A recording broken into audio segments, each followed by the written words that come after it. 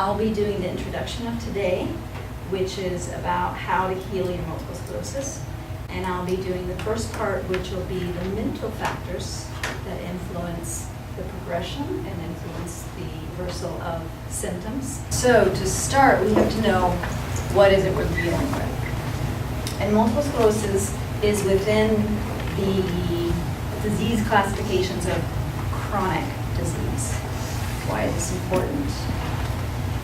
First, what is chronic disease? Chronic disease is defined as being something that's non-viral nor infectious. This is according to MedicineNet. It lasts more than 3 months. Sometimes if you just get something and then it goes away, it's not considered chronic. And it can't be cured by medication. So MS is within the arena of like lupus or Hashimoto, all the autoimmune, right? But also chronic are things like heart disease and strokes, which are the cardiovascular diseases, or things like diabetes and Parkinson, or fibromyalgia, pain, chronic pain. So we're in this arena called the chronics. So we're going to distinguish it even more. There's like two major groups of diseases. We've got the acute diseases and the chronic. Okay, the acute diseases is something that happens immediate. It's a very short duration, and so what the type of treatment that's taken, and this is from functional medicine, is when you have something acute, you want to go straight into managing that symptom and either reducing it, cutting it out, getting rid of the symptom. It's something quick. It's a very fast treatment process. When it becomes, or when the disease is chronic, you got to move that out of the way and deal with it and look at it as being chronic. Chronic means it's a long duration. Not only are the symptoms of long duration, what got it there is of long duration. Another key factor is you don't want to just focus on the one symptom or the symptoms you feel. When you're dealing with chronic disease, you need to focus on the whole person, the whole environment, both internally and externally. So very different, isn't it? Acute and chronic. That's why it is important that we understand that what we're dealing with is the chronics. If anybody is very technical, this book is called When the Body Says No. This actually talks about those underlining causes, and this is the area I'm going to be talking about, which is the mental, the mental, the personality, the life events. So this, his name is Gabor Mate. He's a doctor in Canada. So he talks a lot about, he calls it the psychosocial factors of disease. So it's all the what happens in your life, what are your beliefs, and I'll be getting into that. But one of his wonderful quotes that he says, and we have to take into account, is that cancer, multiple sclerosis, rheumatoid arthritis, and other conditions we examined are not abrupt new developments that happen in your adult life. They are a culmination of lifelong processes. So we need to look back a lot further back if we want to heal them. Okay? If someone's having a heart attack, do we want to review their life? No. They just broke an arm. Do we want to talk about what, their favorite whatever is or what they eat? No. It's a quick symptom management, immediate care. Now, when it comes to chronic disease, where we need to put our focus is focusing on the root causes. What's also called the root factors that are in the multiple sclerosis. There'll be two parts: physiological, physical, environmental, which Arnold will be talking about, such as, these are just a few examples, she's going to get into details: food, toxins, gut health, lifestyle. And the second factors, and there's discussions if it's 50-50 or what is the rationale, but they're both important.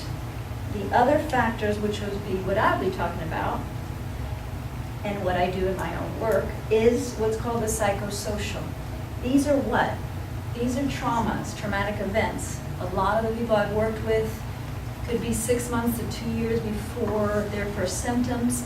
There was a very traumatic event, like the death of someone in the family, a divorce, a major change in their life, getting fired, almost getting fired, feeling like they were going to get fired. So that was a major overload. And then the more subtle ones that we don't understand and we don't feel them so much because they've been there for so long is called the little T's, the little traumas. The having been ignored when you were a kid, so feeling like you're not worthy. Little things, or feeling like you need to help everybody else or else you'll never be loved. All these little bitty things that are results of small little traumas. Okay? They also another name for it is adverse childhood experiences. Okay? Emotional repression. Actually, really, emotional repression will really create havoc in the immune system. And Goward Mate mentions it in the book. But who's been told crying is for babies, right? Or, oh, just give her 2 weeks and she'll be over it, right? We're supposed to swallow certain things.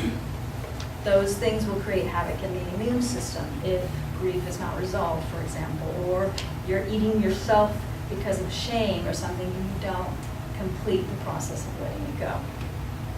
And then insecure attachment styles. What does that mean? Codependence. Or I'm here because I have to, I can't let this go, I can't talk to him, all these different ways that we relate that sometimes, most of us as children, we don't really learn very well. 3 years old, you're not supposed to be an expert at this. And so we gain these ways of relating to people that our bodies are saying, I don't feel that you're in control. So those are the bits that I'll be working with you guys, okay? And each month we'll be working on one of those elements. And Palmer will be working on the physical elements so that you're taking care of everything.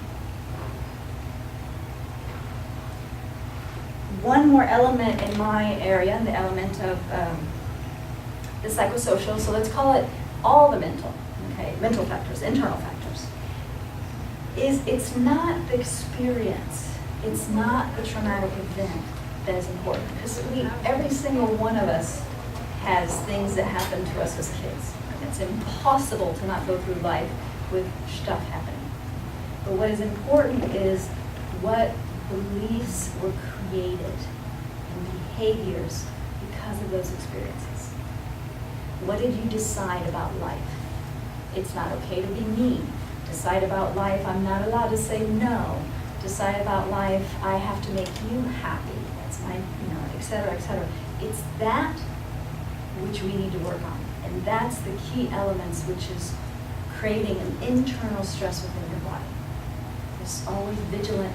Am I doing everything that I need to be doing to please everybody else kind of thing? It will create a lot of stress within the body. That's what we're going to be working on. A few years ago, some of you guys were present.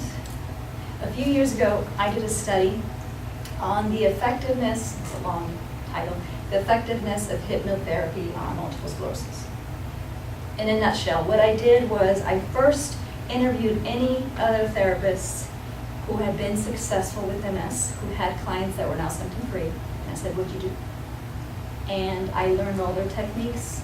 I figured out, how to do it, and then I had my participants, my volunteers, who I worked with to see if I could repeat their same success.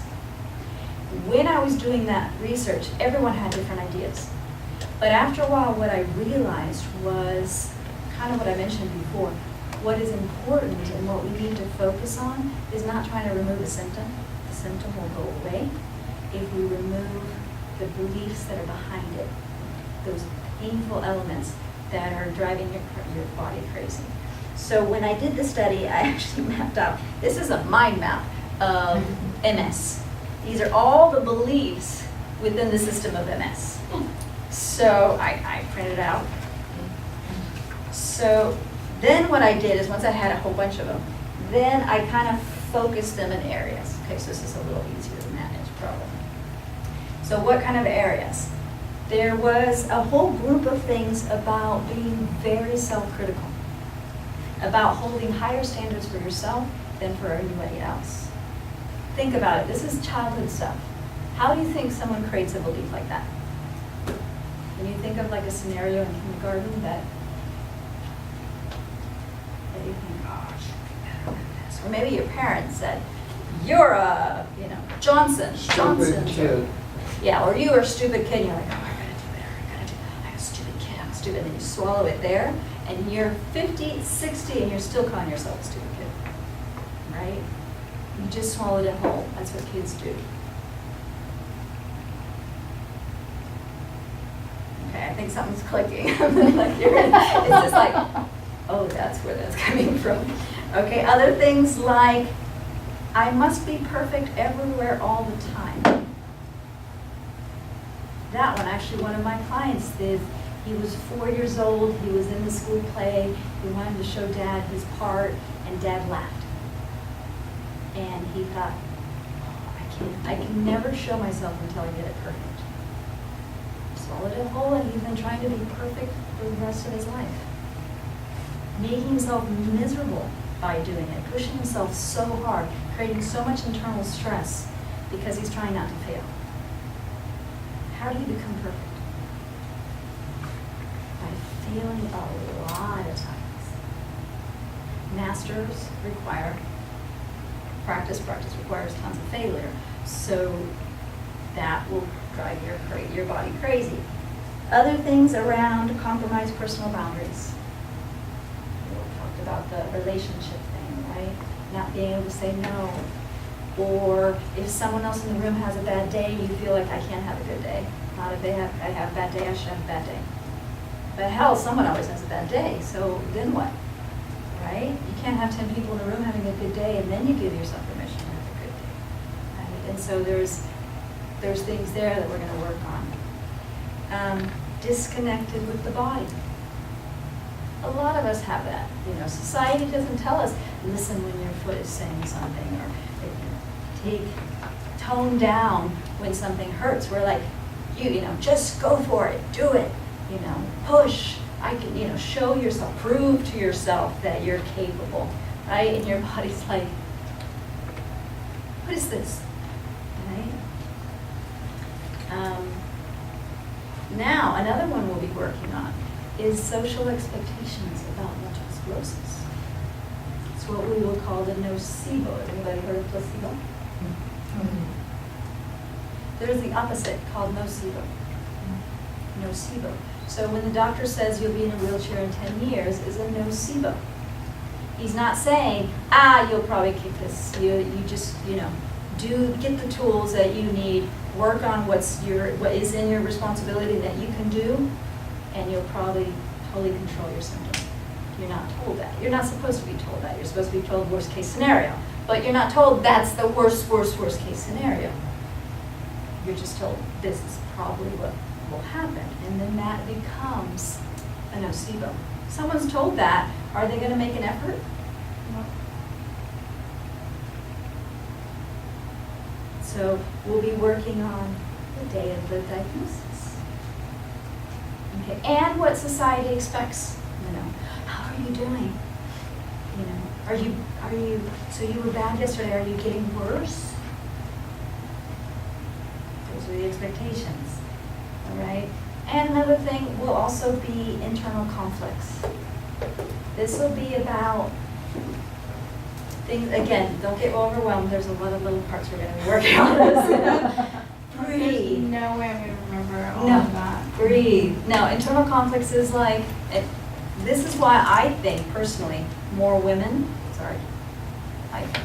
more women have MS than men is there's a huge conflict now because you want to be as good as a mom as your mom or your grandma, and at the same time, you want to be a professional and as good as the guys in the department. And what happens there? Your child is sick, I should be there, I should be at the meeting because this is the but I should be, so we beat ourselves up because we're trying to play so many roles and be good at every single role. Something that our moms and grandmothers didn't have that conflict. They got to be one great mom, let's say, for example. Relapsing remitting, yeah, is like you said, is very heavily female. Chronic progressive is heavily male.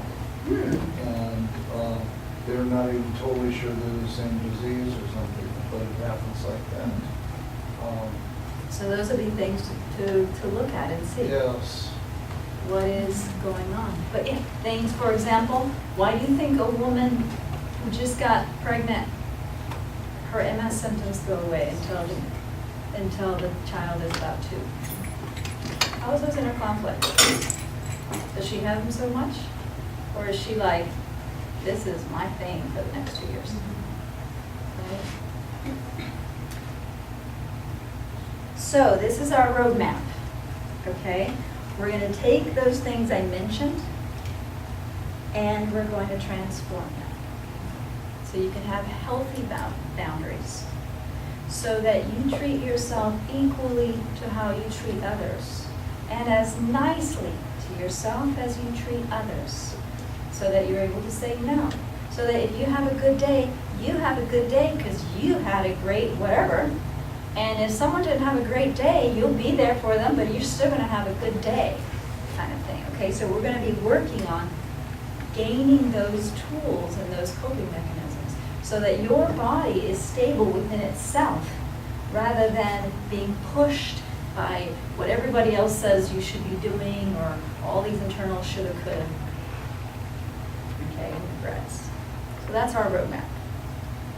So the first one we're going to work on today is the belief I should be doing something. Who has that belief? I should be doing something. I can't just be sitting here. I can't just be watching the birds. I should be doing something right now. Well, there's a great saying in Kyoto that says, don't just do something. Sit there. And so what I'm going to propose right now is while you guys sit there, I'm going to do a little meditation that I'll record. And whoever signs up on the little thingy, I'll send you guys the meditation. So you can actually listen to it daily. And please give you guys 15 minutes of just sitting there. Okay? Because your body heals not when you're doing something. It heals when you're not. When every other system is off, then it has the chance to renew and replenish. And if you want to heal, you need to give your body those moments.